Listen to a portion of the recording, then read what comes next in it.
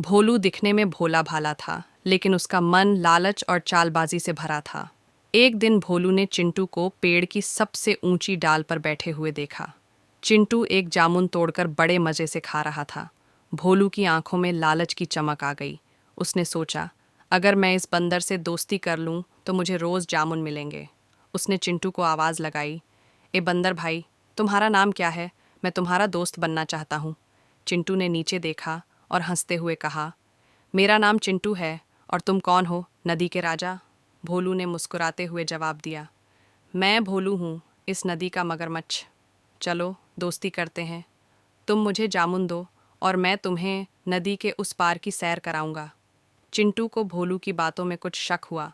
उसने सोचा, यह पंचतंत्र की कहानी जैसा लग रहा है, जहाँ चालाकी और धोखा छिपा होता है। फिर भी उसने भोलू को परखने के लिए एक जामुन नीचे फेंक दिया। भोलू ने उसे खाया और जोर से तारीफ की, वाह, ऐसा स्वादिष्ट जामुन मैंने कभी नहीं खाया। तुम सच में मेरे दोस्त बनने लायक हो। इस तरह उनकी दोस्ती शुरू हुई। हर दिन चिंटू भोलू को जामुन देता और भोलू उसे अपनी पीठ पर बिठाकर नदी के उस पार ले जाता। वहाँ चिंटू को नए नए फल, रंग बिरंगे पक्षी और जंगल की खूबसूरती देखने को मिलती। लेकिन चिंटू हमेशा सतर्क रहता था, क्योंकि उसे पता था कि पंचतंत्र की कहानी में दोस्ती के पीछे अक्सर कोई न कोई चाल होती है।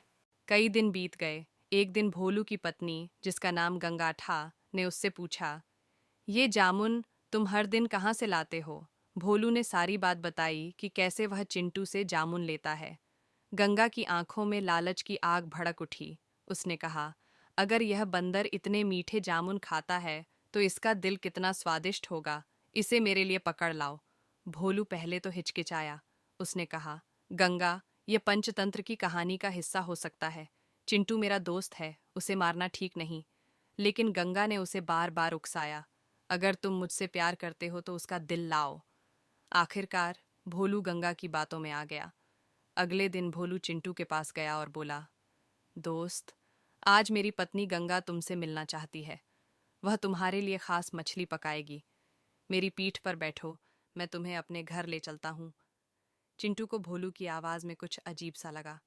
उसने सोचा, यह पंचतंत्र की कहानी का ट्विस्ट हो सकता है। फिर भी उसने भोलू की चाल को समझने के लिए हाँ कह दी। वह भोलू की पीठ पर बैठ गया। जैसे ही वे नदी के बीच में पहुंचे, भोलू ने हंसते हुए कहा, चिंटू, सच तो यह है कि मेरी पत्नी तुम्हारा दिल खाना चाहती है। अब तुम बच नहीं सकते। यह सुनकर चिंटू के होश उड़ गए। नदी का पानी ठंडा था और भोलू के दांत उसकी पीठ के पास चमक रहे थे। लेकिन चिंटू ने हिम्मत नहीं हारी। उसने दिमाग लगाया और हंसते हुए कहा, अरे भोलू, तुमने पहले क्यों नहीं बताया? मेरा दिल तो पेड़ पर ही छूट गया है। मैं उसे जामुन के साथ रखता हूँ ताकि वह मीठा बना रहे। चलो वापस चलते हैं, मैं उसे ले आता हूँ। भोलू को चिंटू की बात सच लगी। उसने सोचा, यह पंचतंत्र की कहानी में सचमुच एक नया मोड़ है। वह तुरंत किनारे की ओर मुड़ा।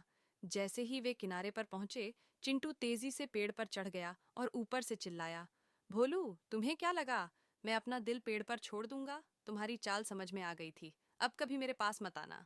चिंटू की चतुराई ने उसे संकट से बाहर निकाला।